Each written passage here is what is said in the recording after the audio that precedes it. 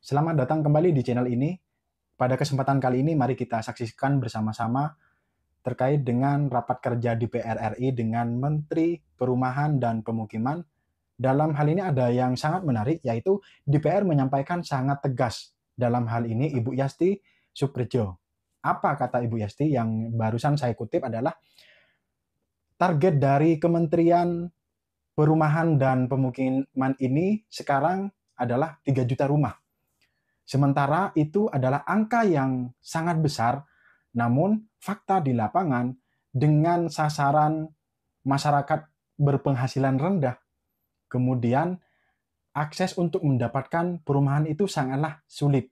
Kenapa? Karena yang jelas untuk mengkredit rumah tersebut harus ada yang namanya dia riwayat pinjamannya itu bersih. Artinya BI checking-nya itu lancar-lancar aja. Sementara fakta di lapangan salah satunya dibuktikan oleh Ibu Yasti Suprejo ini, banyak sekali warga bahkan PNS, TNI, Polri yang mungkin masih kelas-kelas bawah itu ya tersangkut dengan BI checking. Artinya tidak semuanya masyarakat berpenghasilan rendah.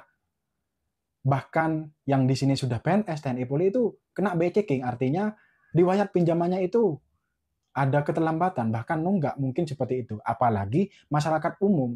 Dan bagaimana cara menyalurkan perumahan rakyat ini nantinya jika di suatu wilayah masyarakatnya terkena BI checking. Intinya seperti itu. Kemudian saran yang membangun dari Ibu Yasti yang saya tangkap adalah bagaimana pemerintah hadir ataupun regulasinya seperti apa menangani masyarakat-masyarakat yang terkena dampak BI checking.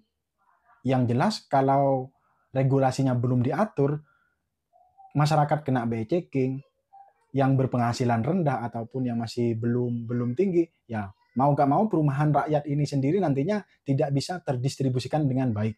Dan seperti apa obrolannya ataupun pendapatnya dari DPR, mari kita saksikan bersama-sama. Bismillahirrahmanirrahim. Assalamualaikum warahmatullahi wabarakatuh. Waalaikumsalam. Salam sejahtera untuk kita semua. Yang saya hormati, saya banggakan pimpinan dan teman-teman anggota Komisi 5 DPR RI. Yang saya hormati, saya banggakan Pak Menteri, Pak Wamen, dan seluruh jajaran Kementerian Perumahan Rakyat dan Kawasan Pemukiman. Yang pertama tentu patutlah kita memberikan apresiasi kepada Pak Menteri, Wamen, dan jajaran dengan visi yang besar untuk mewujudkan masyarakat yang adil dan makmur tentunya dengan pengadaan rumah 3 juta rumah per tahun.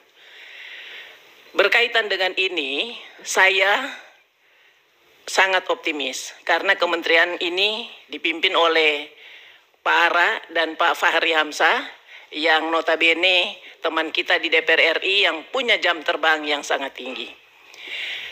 Namun di sisi yang lain saya masih sedikit pesimis karena ada banyak faktor-faktor yang saya lihat nanti berpotensi untuk menghambat visi besar dari Pak Menteri dan Pak Wamen kita ini.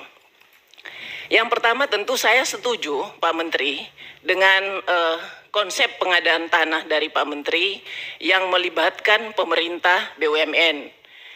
Sudah bekerja sama dengan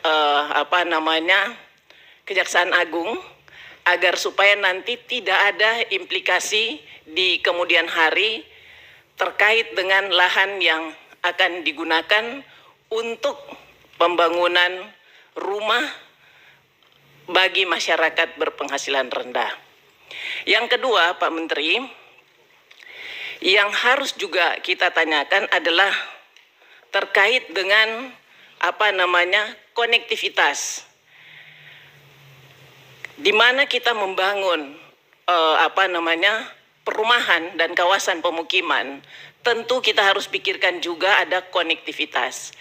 Karena pengalaman kita ya ada ratusan ribu rumah yang dibangun di era pemerintahan Bapak Joko Widodo itu tidak termanfaatkan untuk MBR oleh karena tidak ada konektivitas.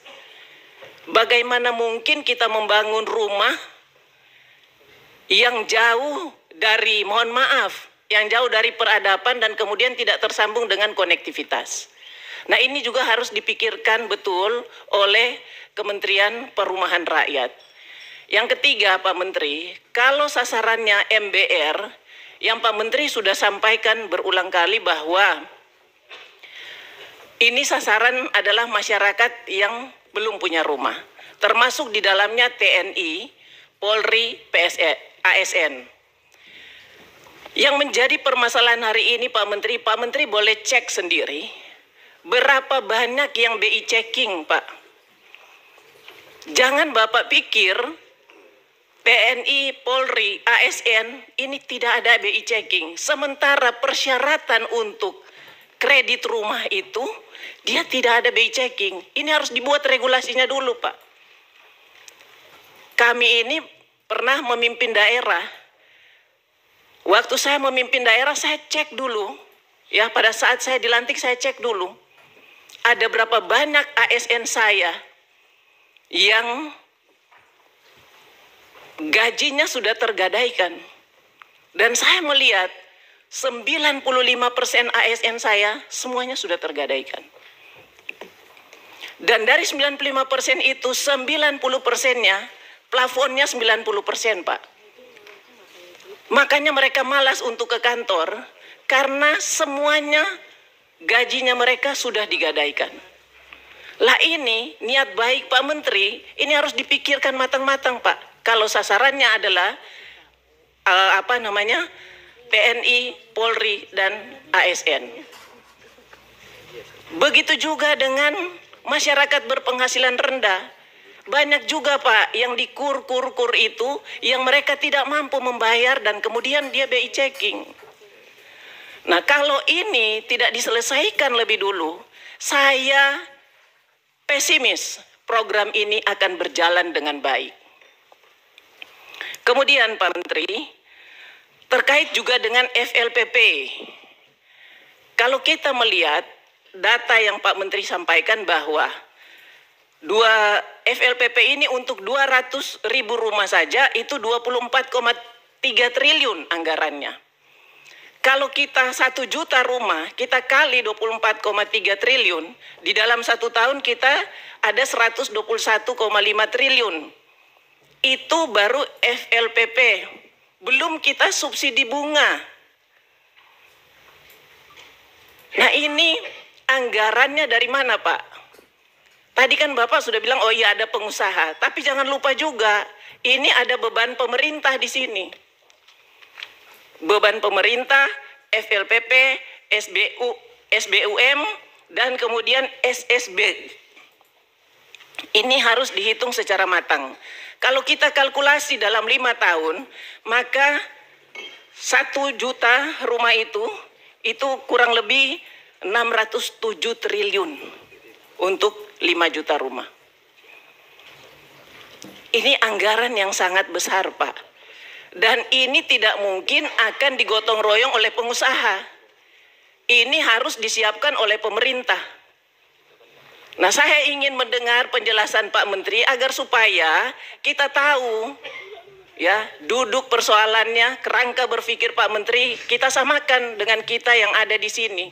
Dan kemudian kita cari solusi agar program yang luar biasa ini bisa berjalan dengan baik. Yang berikutnya lagi Pak Menteri, terkait dengan BSPS, Bantuan Stimulan Permohonan Swadaya. Kalau saya lihat konsentrasi Pak Menteri juga bagus Pak Menteri, di wilayah pedesaan itu kurang lebih 2 juta rumah. Mungkin dari 2 juta rumah ini saya tidak tahu berapa juta yang dikhususkan untuk BSPS. Kalau kita bicara program BSPS, Bantuan Stimulan Permohonan Swadaya, Pak Menteri, hari ini kalau anggarannya 20 juta per rumah, terdiri dari 17.500.000 adalah dana untuk membeli material dan 2.500.000 rupiah adalah untuk upah kerja. Ini tidak mencari solusi yang sesungguhnya, tidak menjadi solusi yang sesungguhnya. Karena ini hanya solusi jangka pendek saja Pak Menteri. Karena bahan 17.500.000 itu terdiri dari kayu kelas 3 Pak. setengah beton, tidak juga diplester, setengahnya triplex. Yang tipis Pak bahannya. Kena hujan panas, tidak sampai 3 tahun, barang ini sudah rusak Pak. Jadi ini cuma solusi jangka pendek. Di akhir jabatan Pak Menteri, harus bangun lagi, harus kita tambah lagi program BSPS-nya. Jadi kita setiap 3 tahun yang lain belum selesai, kita harus memikirkan lagi. Yang kita bantu tahun ini sudah rusak lagi di 3 tahun mendatang. Oleh sebab itu saya mengusulkan agar supaya ini bisa sedikit awet Pak, kita naikkan plafonnya menjadi 30 juta rupiah. Ya. Saya setuju teman-teman tadi menyampaikan bahwa tentu kita harus ada pendampingan yang betul-betul. Karena juga menentukan toko yang harus kita ambil bahannya, kita harus diperiksa betul Pak.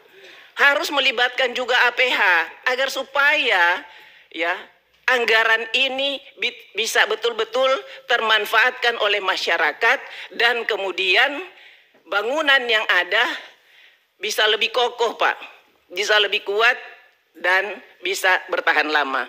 Saya kira itu yang bisa saya sampaikan pada kesempatan ini Pak Ketua. Dan nanti pada saatnya kita akan pendalaman dengan angka-angka yang sangat rigid Pak Menteri agar supaya semua program-program yang sudah menjadi visi Pak Menteri dan Wamen beserta jajaran ini bisa berjalan dengan baik. Terima kasih. Wassalamualaikum warahmatullahi wabarakatuh. Terima kasih.